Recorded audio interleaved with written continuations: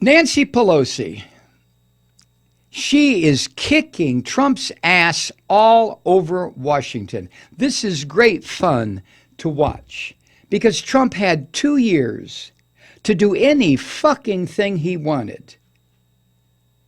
Because the Speaker of the House, little Eddie Munster, that little prick would never say boo if Trump farted in his face. Mitch McConnell is a slob, a Republican slob. Neither one of them would say anything about Trump. Nothing, no matter what he did. Pelosi, now the Speaker of the House, she is kicking his ass. And it's incredible to me that not more than, I don't know, a year ago, I was one of the people saying, well, I hope they get rid of Nancy Pelosi and bring in some new blood. Horseshit, not now.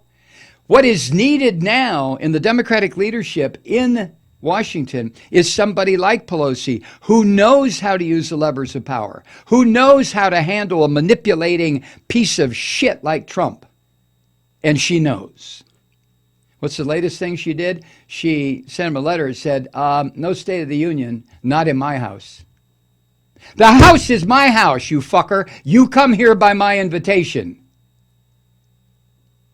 She's told him, you can deliver your State of the Union message from the Oval Office. Oh, I'm sure that just blisters Trump's scrotum. That just makes him just goddamn furious. Because you know what the State of the Union address was going to be.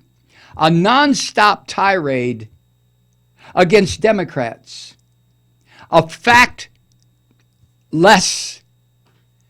hour and a half bullshit session where Trump would preen and do his goddamn Mussolini imitation. And Pelosi stepped up and took away his television. You've been a bad boy. No TV for you. Unless you do it from your room. I love it. I love it. In a letter to Trump, Jennifer Rubin, another conservative, Jennifer Rubin writes for, does she write for the Post or the Times? God damn it. I think the Post. What Pelosi has done, she's mastered the art of dealing with Trump. And that's an understatement. She grabbed him by his balls and won't let go. And Trump doesn't know whether to shit or go blind. He's never run across anybody in politics like this. But a woman? A woman? She fact-checked him in the Oval Office on live television. She passed spending bills to reopen the government, thereby reinforcing Trump's responsibility for this shutdown. And to top it off, well, Jennifer Rubin says it here, she's taking away the president's TV. More precisely, in response to Trump's temper tantrum, she's told him he will not get his primetime State of the Union address on January 29th. Oh, I love it. I love it. If Nancy Pelosi runs for president, she gets my vote. I don't give a shit what happens from this point forward. Just from doing that. In a letter to Trump, she writes this, quote, during the 19th century and up until the presidency of Woodrow Wilson, these annual State of the Union messages were delivered to Congress in writing. And since the start of modern budgeting in fiscal year 1977, the State of the Union address has never been delivered during a government shutdown. End quote. And then she goes on to explain to this ignorant pig that both U.S. Secret Service and the Department of Homeland Security, which are charged with security, quote, have not been funded for 26 days now, with critical departments hamstrung by furloughs, end quote. Given all that, she says, we couldn't possibly have your speech. Now, Kirstjen Nielsen, that Trump-abused woman who looks more haggard every fucking day, the head of Homeland Security. Have you ever seen someone go from, no sexism intended here, from an attractive blonde woman to a haggard, stringy-haired, worried-looking, bags under her eyes, makeup askew, female who can't find her ass with both hands now, with Trump standing there behind her. Okay, with Trump standing there behind her the way he stalked Hillary Clinton during the debates, she doesn't know whether to shit or go blind either. So she issued a statement today that said Homeland Security it will take care of security for the State of the Union. Poor woman. Poor woman. Yes, Kathy. Kellyanne Conway. What about Kellyanne Conway? I've seen another woman who's gone through those changes. Oh, Kellyanne Conway, Kathy says another woman has gone through those changes. No, Kellyanne Conway, to me, started out looking like a hungry vampire, and now that she's been feeding on the energy of America by sucking us dry for this monster fucker, she's starting to look healthy. Pelosi concludes, quote, this is in her letter to Trump. She writes, I suggest that we work together to determine another suitable date after government has reopened. And this address has reopened for this address, or for you to consider delivering your State of the Union address in writing to the Congress on January 29th. End quote. Knowing full well, of course, and this is where Pelosi knows how to twist his balls until he screams, he can't write. The fucker can't put together a sentence. Oh, maybe you can get the little Nazi Jew, Stephen Miller, to write it for you. And as Jennifer Rubin says, you wonder why in the world Democrats ever consider replacing her. She knows she has power. She willingly and skillfully deploys it. And as she has said, as a mother of 5 children, she knows how to handle a toddler's meltdown. Oh, fuck. She also knows what Trump craves most: attention and TV cameras. Yes, sir. Remember, Rubin points out he couldn't stand it when she had the limelight on January 3rd. And so he felt compelled to enter the White House briefing room, but take no questions.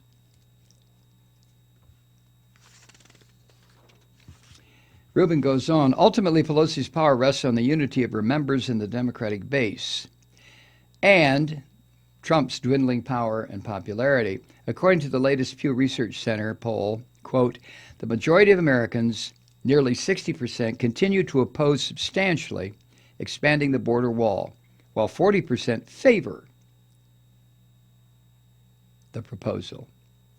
Overwhelming shares of both liberal Democrats, 97% of us, well, liberals, and conservative and modern Democrats, 89%, oppose expanding the border wall. End quote. Now, of course, the Trump supporters, probably 98% of them support what this dirty son of a bitch is doing, because it hasn't dawned in their little fucking pea-sized brains yet how badly this is hurting them. But it will. Trump's failed Oval Office speech, that one he gave the other night about nothing, shows he's unable to move public opinion. His handling of the shutdown has earned him harshly negative ratings. And here's what the Pew Research says. Overall, just 36% of the public approves of how Trump is handling negotiations over the government shutdown, including 23% who say they strongly approve. The 23% who strongly approve are the dumb fucks, his base. That's his base. Those are the Limbaugh drones and these empty-headed people who listen to that whole cadre of right-wingers on radio and television. 23%. About 6 in 10, 61%, disapprove of Trump's approach to the negotiations, including 53% who say they strongly disapprove. Another part of the Pew Research poll is this: public views of Democratic leaders' handling of the shutdown are somewhat more positive than the view of Trump's or Republican leaders. Still, more disapprove, 53% disapprove,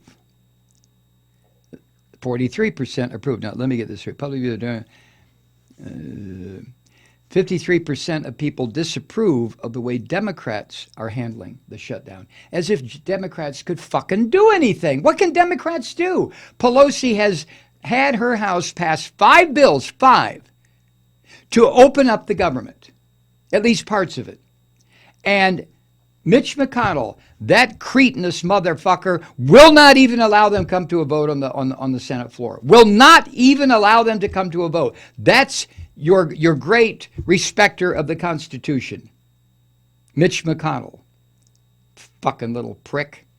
He won't even allow it to come to a vote. And when he did allow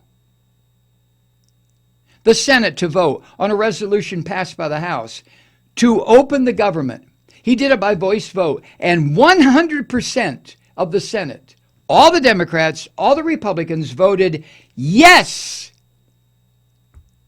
And it would give Trump $1.5 billion to jerk himself off with his little Trump wall bullshit. And then what happened? He was ready to sign, and Rush Limbaugh and Laura Ingraham, and who's the blonde, and Ann Coulter, they jumped in his shit. 3 fucking cretins who in real world don't exist. They jumped. And Trump dropped his pen as if it were made out of hot coal.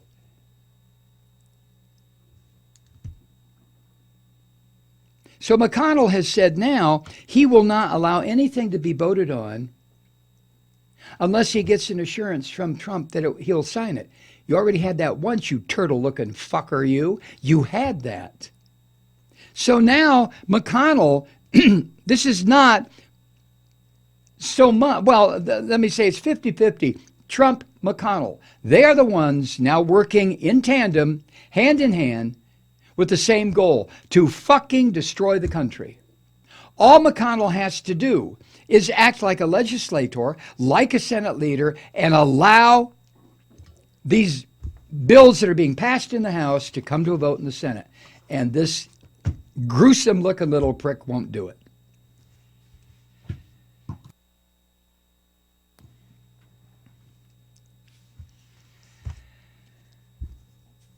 Now, one last thing from the Pew Research Center poll. In evaluations of how each, Democrats, Republicans, is handling shutdown talks, Trump elicits stronger opinions than Democratic and Republican congressional leaders.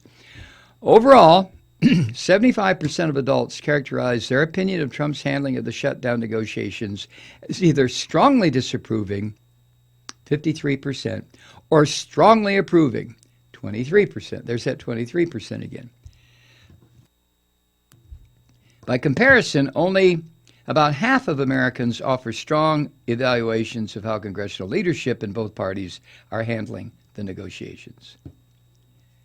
And see, this is where the Democrats, and I'm not saying they don't deserve this, because the Democrats have acted like just absolutely irresponsible, arrogant fucks for the past, what, since Clinton? So the Democratic Party, as represented in the House and the Senate, too bad we're collateral damage, but they are getting the very fucking failure of leadership opinions from the American people that they deserve. The Democrats. And that's one of the reasons that a couple of months ago I said, Pelosi, oh no, I hope they get somebody new in there. I still believe that. We've got to have young, new leadership. But right now, we need a war horse. We need a battle-tested general like Pelosi to kick Trump's ass up around his shoulders, which she is doing very effectively. Meanwhile, Trump's overall approval rating is a puny 37%. However, Trump's support among Republicans remains high 80% of Republicans, you fuckers, you 80%, you Republican Christian devils, you, shame on you. How can you support a piece of wasted human flesh like Trump? How? How do you do it? Man. 96% of Democrats disapprove of what Trump's doing. So 80% of Republicans are, yeah, more. 96% of Democrats are saying, j'accuse! You are a lousy leader! Which group do you think is closer to the truth? The 80% of Republicans? Or the 96% of Democrats?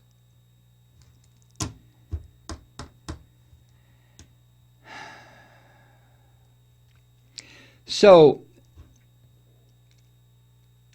as Pew points out, the partisan gap, Democrats, Republicans, in Trump's job approval is wider than for any president since Eisenhower.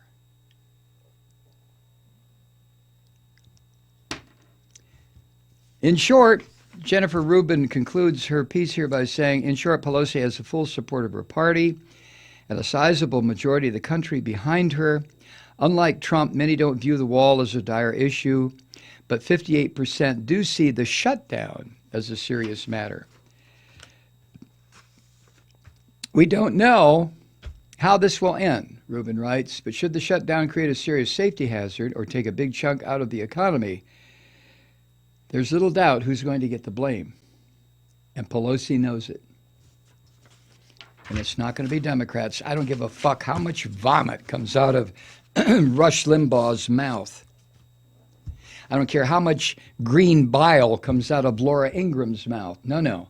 This is Trump. Trump claimed it. Trump owns it. Trump, an agent of Vladimir Putin, is destroying the country. Hi, Truth Seekers. Mike Malloy here. As you know, we've switched formats and are now broadcast exclusively on the Progressive Voices Network. So that means you get fewer program interruptions, no corporate commercials, and lots of profanity. But our format change also means some of our radio listeners no longer hear the program. It's been a while since I mentioned our podcasts, so you may have forgotten that there is a way to listen to this program anytime you need a good dose of screaming. Visit MikeMalloy.com and subscribe to our podcasts. You have your choice. You can listen to the ranting with the audio podcast or listen and watch me lose control with a video podcast subscription. As a podcast subscriber, you can download the program to your mobile device and take me with you wherever you go. And if you have a friend who needs a dose of truth-seeking, you can give a gift subscription as well. That's MikeMalloy.com, and never miss a minute of the uncensored fun and frivolity.